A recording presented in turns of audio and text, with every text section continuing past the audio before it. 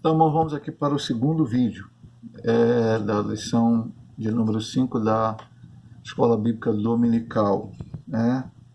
Estudamos o primeiro ponto, que é a introdução ao primeiro ponto, no vídeo 1, que é o dom da profecia, na lição de dom de elocução. E agora vamos passar para o ponto 2, que é variedade de línguas, 1 Coríntios 12, 10. O que é o dom de variedade de línguas?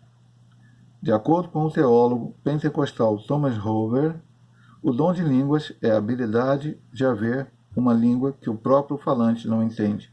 Falar uma língua, desculpa, a habilidade de falar uma língua que o próprio falante não entende, para fim de louvor, oração ou transmissão de uma mensagem divina. Segundo Stanley Orton, alguns ensinam que por estarem alistados em último lugar, esses dons são os de menor importância. Ele acrescenta que tal conclusão é insustentável, pois as 5 listas de dons encontradas no Novo Testamento colocam os dons em ordens diferentes. O dom de variedade de línguas é tão importante para a igreja quanto os demais apresentados em 1 Coríntios, capítulo 12. Ele dá uma definição até pequena, mas é muito bom falar algumas coisas aqui. Vamos lá. O teólogo pentecostal Thomas Huber diz: habilidade de falar uma língua que o próprio falante não entende, para fim de louvor, oração ou transmissão de uma mensagem divina. Alguns querem negar os dons espirituais. E aí dizem que falar língua estranha, veja que a nossa... Eu vou até ler de novo aqui para o irmão. A nossa verdade prática diz assim: o dom de profecia, de variedade de língua, interpretação de línguas, são para edificar, exortar e consolar a igreja de Cristo. Então, esses dons são sobrenaturais. Falar língua estranha não é eu entrar numa escola e aprender alemão, francês, inglês e poder depois falar essa língua. Porque até mesmo se fosse isso, não teria nenhuma lógica. Por exemplo, nós estamos falando lá, se falava hebraico, aramaico e grego koiné nas igrejas. No caso específico dos Coríntios, onde Paulo ensinou, praticamente a língua falada ali era o grego koiné. Então, talvez, por ser uma de origem romana, talvez alguma daquelas pessoas entendesse até o latim, que era a língua realmente inicial do Império Romano. Será que é necessário que os crentes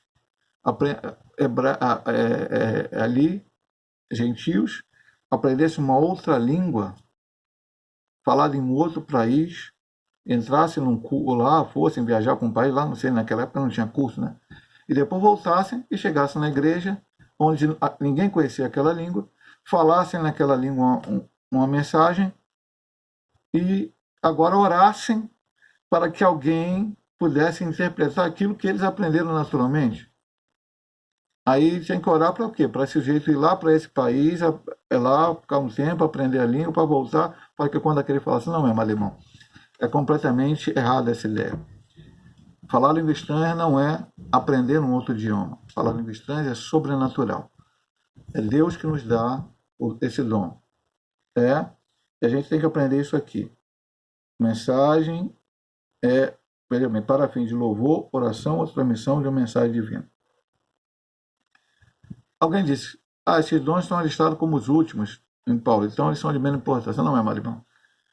De qualquer maneira, quando você faz uma lista, a não ser que você faça uma lista, e Paulo não colocou a lista, primeiro dom, segundo, terceiro, quarto, ele escreveu. Eu posso listar, eu tenho 3 filhas. E quando eu falo Alice, Lídia e Isabel, eu não estou falando que a Alice é mais importante, Lídia é do meio, ou mais ou menos, e Isabel é menos importante. Não, eu estou listando minhas 3 filhas. Porque eu podia falar Isabel, Lídia, Alice, podia falar Lídia, Isabel, Alice, podia falar Lídia, Alice, Isabel, enfim, qualquer coisa. É assim o irmão também, com seus filhos, ou com seus netos. Paulo não listou os dons para dizer, esse aqui é o mais, esse aqui é depois, esse aqui, não. Inclusive até porque na lista dele lá, veja bem, acho que até aqui no texto da lição,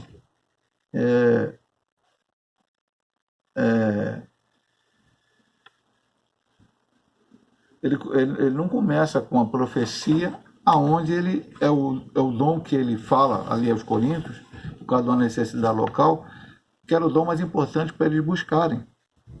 Então não é, quer dizer, a língua estranha é importante, mas nós vamos ver como e por quê. Vamos continuar o estudo aqui.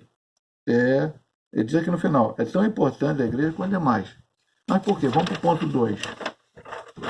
Esses pontos aqui são um pouco menores, né? E a gente tem muita coisa a falar sobre língua estranha aqui para o irmão entender. Qual é a finalidade do dom de variedade de língua? O que é agora? Qual a finalidade? O primeiro propósito é a edificação da vida espiritual do crente. Do crente que fala. A língua é estranha para ele. E é estranha para quem ouve, se não houver interpretação. Daqui a pouco a gente vai falar sobre isso, não é agora nesse ponto. Mas por ele, você veja bem mesmo, por que edificação para você próprio, se você receber o dom de línguas estranhas, de variedade de línguas?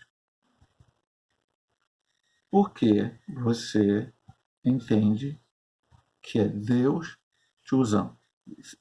O Espírito testifica, nosso Espírito testifica com o Espírito de Deus, somos filhos de Deus.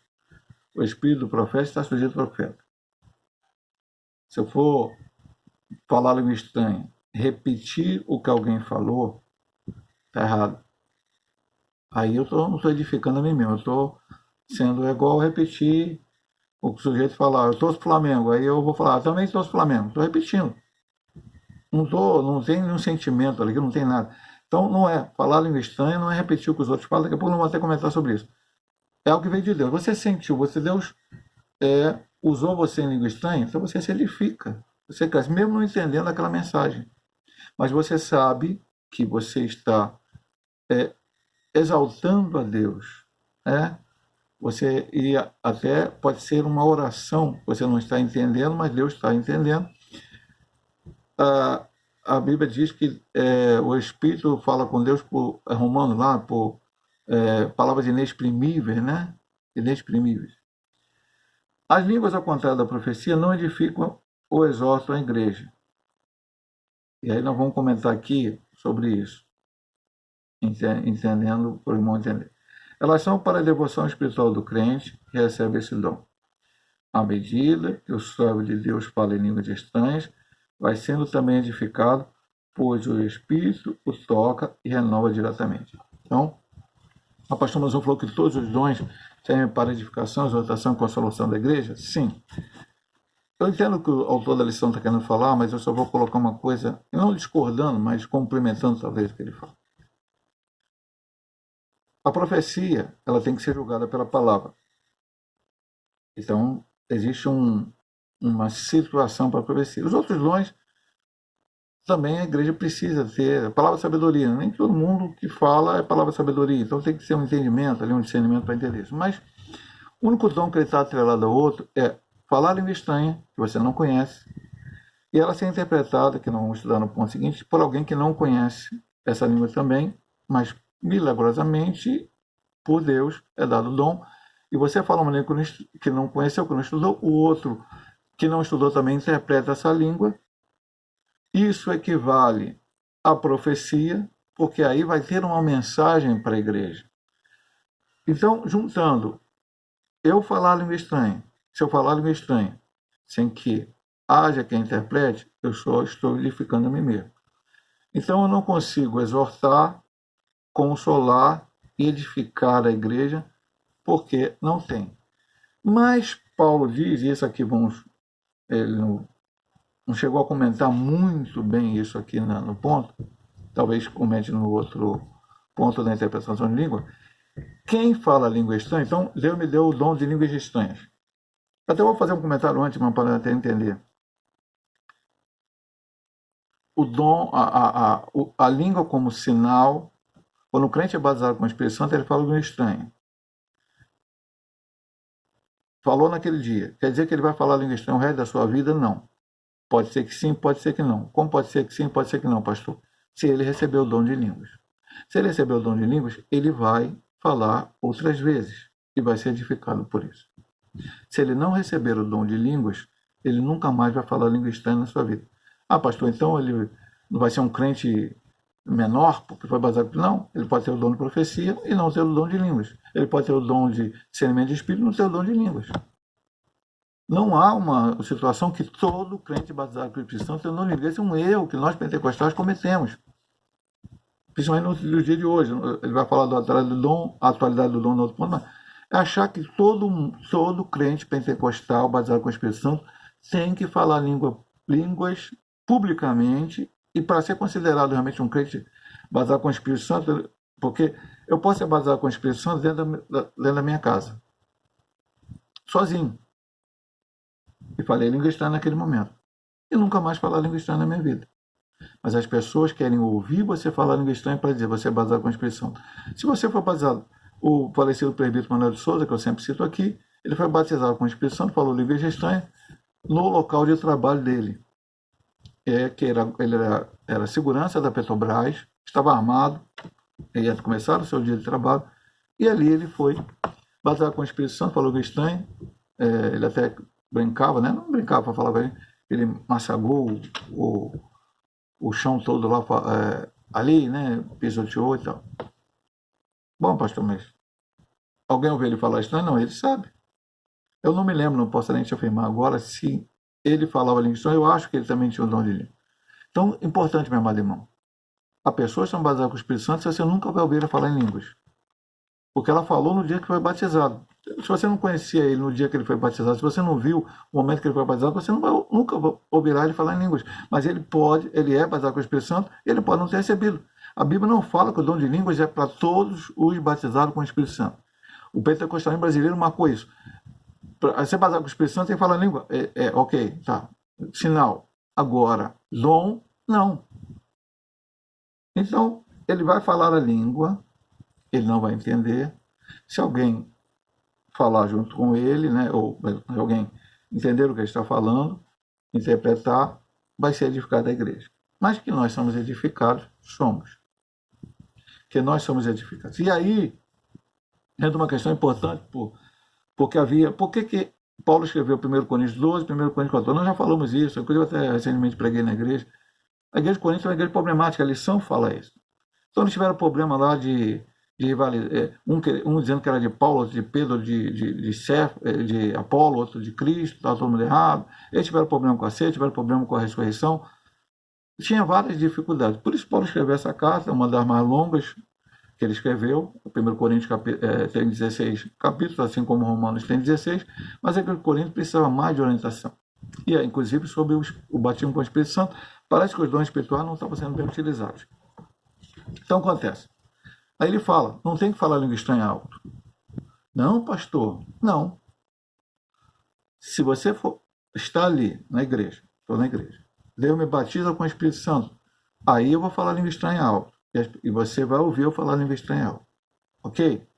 Então, fui batizado com o Espírito Santo. Posso proibir de você falar língua estranha alto na igreja? Posso orientar você a não falar quando você for batizado com o Espírito Santo? Não, não posso fazer isso. Agora você é batizado com o Espírito Santo e recebe dom de línguas. A orientação de Paulo na igreja é a seguinte: se você sabe que existe alguém que possa interpretar a língua, fale em voz que as pessoas possam ouvir. Ele não diz para gritar, que as pessoas hoje gritam língua estranha na igreja, vão para o microfone, querem que o bairro todo ouça. Não. Fale em bom, um tom que as pessoas ouçam. Aquele que tem o dom, eu já estou quase entrando no outro ponto, mas talvez eles são interligados um pouco, eu vou ler os pontos, mas aquele que tem o dom de interpretação vai interpretar, sem atropelamento. Eu já vi isso acontecer na igreja, eu vi da forma positiva. Alguém falar a língua estranha lá na frente, no momento de oração, e outro lá atrás interpretar. Falou, interpretou. Falou, interpretou. Falou, interpretou. Não dá para... Enquanto o outro está interpretando, o outro já está falando de novo. O espírito do profeta é sujeito ao profeta. Então ele fala, o outro interpreta. Fala, o outro interpreta. Fala, o outro interpreta. A igreja é edificada, recebe a mensagem. Então a gente tem que entender isso. Compreender bem isso. Só que no meio pentecostal brasileiro, todo culto tem gente falando isso, inclusive na hora da pregação. Já falamos isso sobre a profecia no ponto anterior. Se o pastor está pregando, ou o irmão qualquer, não precisa ser o irmão. Eu passei uma experiência dessa, eu fui numa igreja, não vou dizer o nome, visitar, no início do meu ministério, lá em Santa Marta, eu estava em Santa Marta, fomos fazer a visita dos irmãos de Santa Marta, acho que eu morava até lá na época, e chegamos nessa igreja, uma irmãzinha foi pregar, eu fui pro púlpito, o pastor me convidou para ir pro púlpito, era pastor, né? E uma irmãzinha foi pregar um trabalho de senhoras. Quando a irmãzinha, lá abaixo do púlpito, na frente de uma mesa, começou a pregar, um adolescentezinho, não sei qual a idade dele, mas era adolescente, começou a falar língua estranha, levantou e começou a falar língua estranha alta. O irmão pregando, ele falando língua estranha em alta voz. Pastor, o que isso sobre edificação para a igreja? Nada. Ele pode ter sido edificado porque está falando estranho. Mas o resto da igreja, muita gente não prestou atenção, não conseguiu se ligar à pregação, e Deus estava falando naquela hora através daquela irmã. Então não é para isso acontecer. Nem que haja intérprete nessa hora. Por isso que ele fala 2 ou 3, e um após o outro. Quando não está falando, outro se calha, ele fala sobre a profecia, mas a língua estranha vale também. E ao final do culto, todo mundo foi edificado. Foi edificado porque houve uma pregação, uma explicação da palavra. Foi edificado porque Deus usou alguém no dom de profecia, se assim o quiser fazer naquele culto, a igreja foi edificada. Foi edificado porque Deus usou alguém falando em língua estranha, em voz alta, e outra pessoa interpretando, foi edificado. Foi edificado através do louvor, porque ele também fala de louvor. Tá? E a igreja saiu abençoada. Mas a gente tem que ter afinal. Qual a finalidade do dom de profecia? É a edificação da vida pelo quem? Se houver interpretação, edifica também a igreja, consola e exorta também a igreja. A atualidade do dom. É preciso deixar claro que a variedade de língua não é um fenômeno exclusivo do período apostólico. O Senhor continua abençoando os crentes com esse dom e cremos que assim o fará até a sua vinda.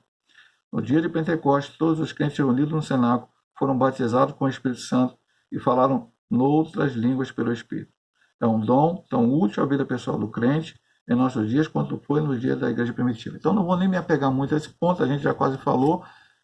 Mais uma vez que a gente falou sobre o dom da profecia, sobre todos os outros dons. Acabou quando o último apóstolo morreu, no caso é João? Não.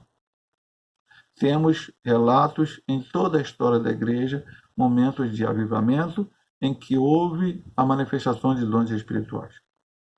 E a mais recente, a partir da Rua Azusa, um pouco antes em Topeka houve manifestações, e daí de Topeka saíram pessoas que acabaram indo para a Rua Azusa e disseminou-se, então, o que chamamos, vamos chamar assim, movimento pentecostal moderno, né?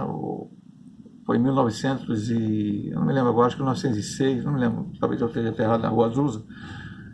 E daí por diante, continuou com o movimento pentecostal, infelizmente hoje,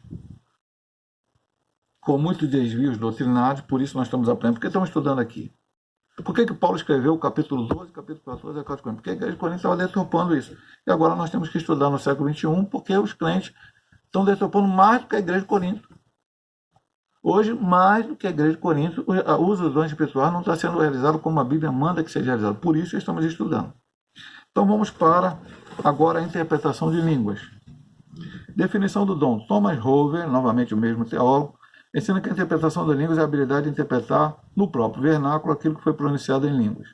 Na igreja de Corinto havia certa desordem no culto com relação a dons espirituais. Por isso, Paulo os advertiu dizendo: se alguém falar em língua estranha, faça-se isso por 2, ou quando muito 3, e por sua vez haja intérprete. Mas se não houver intérprete, esteja calado na igreja e fale consigo mesmo e com Deus. Ele acabou falando na parte da interpretação, por isso que eu falei que os pontos estavam ligados. Realmente são 2 dons ligados. Acabamos de falar quase tudo isso, vamos apenas ressaltar o que ele diz aqui. Vimos que aí, o dom é para hoje. Né? Então o que é? Tanto o dom se é para hoje o dom de falar línguas, tem que ser para hoje também, necessariamente, o dom de interpretação de línguas.